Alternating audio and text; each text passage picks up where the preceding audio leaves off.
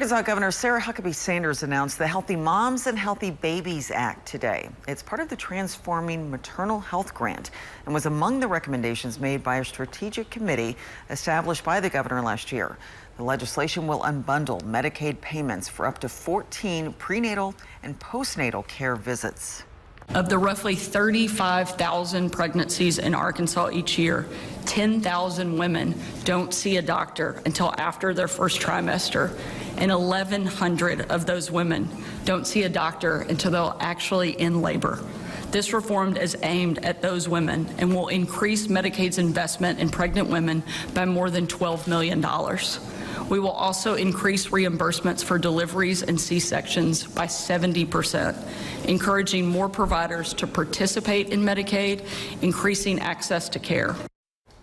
5 counties with poor maternal health outcomes have secured a $17 million grant through the Strategic Committee on Maternal Health in Arkansas.